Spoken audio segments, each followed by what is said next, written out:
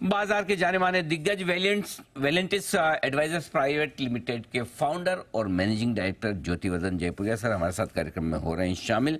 ज्योति sir, बहुत बहुत स्वागत है आपका सर, धन्यवाद हमें समय देने के लिए। सबसे पहले आपको और वेलेंटिस की पूरी टीम को साल 2024 की सर बहुत बहुत शुभकामनाएं और बधाइयां।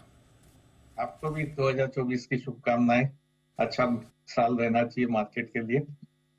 तो वैसे तो आपने सर पहले सेंटेंस में बता दिया ये अच्छा रहना चाहिए, लेकिन कितना कितना अच्छा, ये बड़ा सवाल, क्योंकि 2023 की शानदार परफॉर्मेंस के बाद लोगों की उम्मीदें थोड़ी बढ़ गई। ये लगता है कि नहीं अब अच्छा समय चल रहा है और अच्छा होगा, तो कंपेयर करें तो कैसी एक्सपेक्टेशंस रखना ठीक है sir?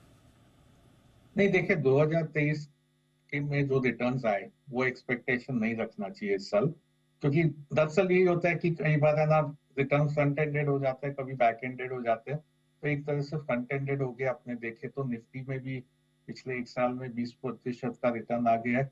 Small cap mid cap में तो 50 से 55% का रिटर्न आ चुका है।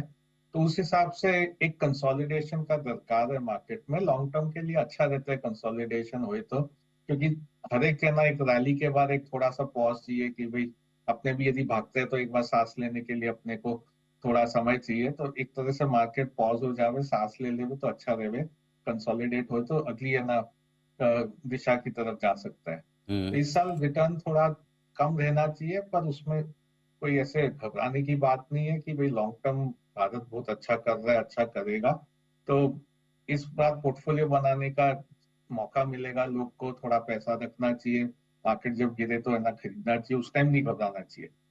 लोग क्या होता है कि जब मार्केट गिरता है तब घबरा जाते हैं, ऊपर में ना लेने आ जाते हैं। ठीक बात है, बिल्कुल आप सर कह रहे हैं कि मौका मिलेगा तो वहां पर घबराना ही नहीं, वहां खरीदना है। पिछले साल 20% निफ्टी बढ़ा, मिड कैप स्मॉल कैप 50% बढ़े। इस बार आधे भी पैसे बन जाए तो खुश रहना चाहिए। हाँ, आगे भी बन जाए तो खुश रहना चाहिए, क्योंकि अच्छे से फिर भी अच्छे रहेंगे ना। 10% भी बन गया तो हम्म डेट से अच्छा रिटर्न आ जाएगा। इस बार मेरे ख्याल से डेट भी थोड़ा अच्छा करेगा, क्योंकि इंटरेस्ट रेट जब कम होंगे तो डेट के भी भाव बढ़ेंगे। तो उस हिसाब से इस बार थोड़ा संतुष्ट रहना चाहिए कि भाई कम रिटर्न आएंगे तो लॉन्ग टर्म ये भारत का है ना, जो अभी का दिशा चल रहा है वही चलता रहा तो अगले 5 साल 10 साल में बहुत पैसा बनेगा। परफेक्ट। तो आधा भी बन जाए तो भी आप सोचिए, हायर बेस पे आधा बन रहा है, ऐसा नहीं कि लोअर बेस पे बन रहा है। अगर आपका small cap mid cap index 50% बढ़ा हुआ है और अब भी 25 बढ़ जाए तो क्या कहना। अच्छा सर, एक जो चर्चाएं बड़ी जोरों में चल रही थी पिछले साल सेकंड हाफ में, specially large cap versus mid cap small cap, वो तो अच्छा हुआ पिछले 2 महीने में लार्ज कैप थोड़े बढ़ गए तो शांति हुई। अब ये बताएं सर कि 2024 में कहाँ पैसा लगाएं, बड़े शेयर ज़्यादा अच्छे करेंगे या छोटे? तो देखिए, अगले 3-4 साल में भारत की इकोनॉमी बहुत अच्छा करेगी और उसमें ना स्मॉल कैप बेहतर करेंगे लार्ज कैप के कंपेयर में, क्योंकि जब भी इकोनॉमी अच्छा करती है स्मॉल कैप के अर्निंग्स बढ़ते हैं ज्यादा लार्ज कैप के कंपैरिजन में। पर अभी जो स्थिति है उसमें ना 3 महीना 6 महीना शायद है ना लार्ज कैप बेहतर करेगा स्मॉल कैप से, क्योंकि दो कारण है। एक तो बहुत अच्छा कर गया स्मॉल कैप, लार्ज कैप है ना थोड़ा कैचअप रैली कर रहा है। दूसरा जो वैल्यूएशन है वो स्मॉल कैप के ज्यादा महंगे हो गए हैं लार्ज कैप के कंपैरिजन में। तो उस हिसाब से एक है ना पॉज चाहिए स्मॉल कैप में। तो अगले 6 महीना में स्मॉल कैप है ना इतना अच्छा नहीं करेगा, लार्ज कैप बेहतर करेगा। और उसके बाद है ना समय मिलेगा कि भाई लॉन्ग टर्म के लिए स्मॉल कैप लेना है तो जब भी अपना पोजीशन बनाना है ये डाउन टर्न में पोजीशन बना लो। ओके, परफेक्ट है, बिल्कुल ठीक बात है। अच्छा सर, अब ये बताएं कि नतीजों का सीजन अगले हफ्ते से शुरू हो जाएगा, तो इस बार रिजल्ट सीजन कैसा रहेगा? कहाँ आपको उम्मीद है कि नंबर्स अच्छे रहेंगे, कहाँ कमजोर रह सकते हैं? तो देखिए रिजल्ट क्या देगा। तो पिछले दो क्वार्टर देखे तो एक तरह से निफ्टी में 30% का ग्रोथ आ चुका है। अभी सेकेंड हाफ में थोड़ा बेस ऊपर हो गया है तो उस हिसाब से करीब 17-18% का ग्रोथ आएगा, 30% का नहीं आएगा। 18 भी अच्छा है, क्योंकि अपने कहीं भी देखे जैसे यूएस में देखे वहां तो 1-2% का ग्रोथ आ रहा है। तो एक तरह से रिजल्ट अच्छे रहेंगे। यहाँ पे नरमी रहेगी थोड़ी आईटी सेक्टर में, जो है ना स्टॉक्स भी नहीं चल रहे वैसे पिछले 2 महीने को छोड़ के, तो एक तरह से वहां पे नरम रहेगा। बैंकिंग में अच्छा रहेगा नतीजा, और बैंकिंग है ना इस बार परफॉर्म नहीं किया लास्ट से 8 महीने से, तो एक तरह से वो एक सेक्टर अच्छा लग रहा है। दूसरा सेक्टर जहाँ नंबर्स अच्छे आएंगे वो है सीमेंट सेक्टर। वहां पे EBITDA पर टन सबके ऊपर होने चाहिए। कॉस्ट में काफी है ना घटाव तो हो चुकी है, तो वो भी एक सेक्टर अच्छा करेगा। कैपिटल गुड्स में कई सेक्टर है ना कंपनीज बहुत अच्छा परफॉर्मेंस देगी, और ऑटो में भी अच्छा रहेगा। पर अब थोड़े ऑटोज में नंबर कम होने चालू हुए हैं, तो एक तरह से हो सकता है कि ना नंबर्स के बाद में थोड़ा थोड़ा प्रॉफिट बुकिंग कर लेना चाहिए ऑटो में। ठीक बात है। तो ये आपके लिए सारे के सारे रिजल्ट्स के लिए आज से व्यू। अब ये बताएं सर कि 2024 के लिए क्या पसंद है आपको निवेश करने के लिए, आज से कैसे करें, क्या करें, कहाँ करें?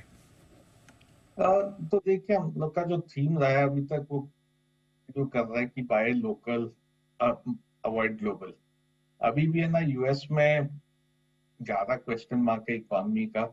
अपने एक साल पहले देखे तो सब यूएस में बोल रहे थे रिसेशन हो जाएगा, फिर कोई रिसेशन आया नहीं 2023 में। अब कोई नहीं बोल रहा है 2024 में रिसेशन आएगा।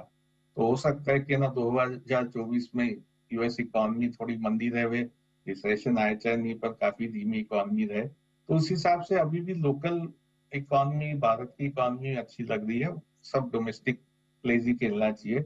वहां पे अब कैपिटल गुड काफी बढ़ चुके हैं, तो वहां थोड़ा मार्जिन फॉर एरर जो हम लोग को सेफ्टी चाहिए वो थोड़ा कम है।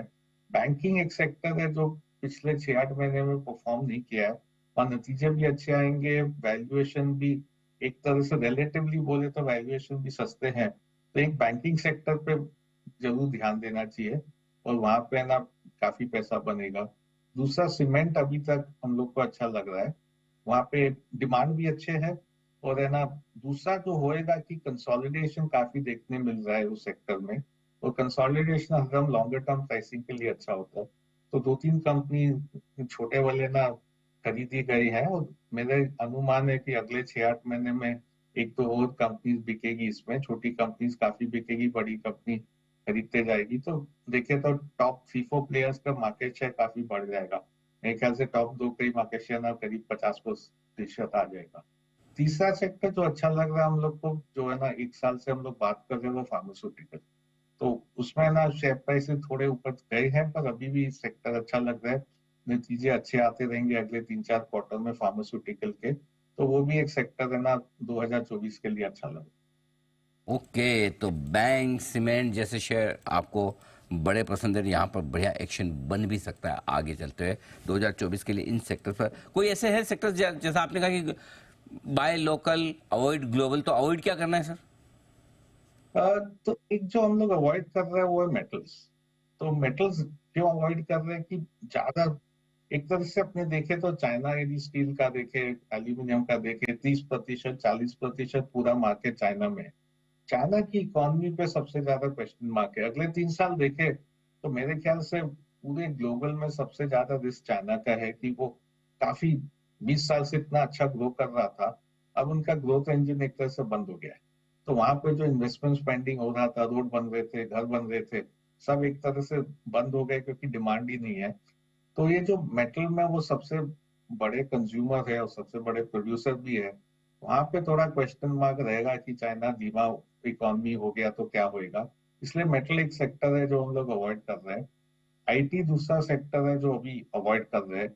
हो सकता है 2024 में यदि ना शेयर प्राइसेस काफी घटे तो सेकेंड हाफ में वहाँ एक मौका मिले, पर इस बार अभी तक तो हम लोग आईटी अवॉइड कर रहे हैं। ये मेटल और आईटी से रहें दूर, बैंक, सीमेंट और फार्मा पर करें भरपूर निवेश। ये ज्योति सर की राय आपके लिए आती हुई। सर बहुत बहुत धन्यवाद समय देने के लिए और बाजार का पूरा डायरेक्शन हमारे दर्शकों को बताने के लिए। Thank you so much sir.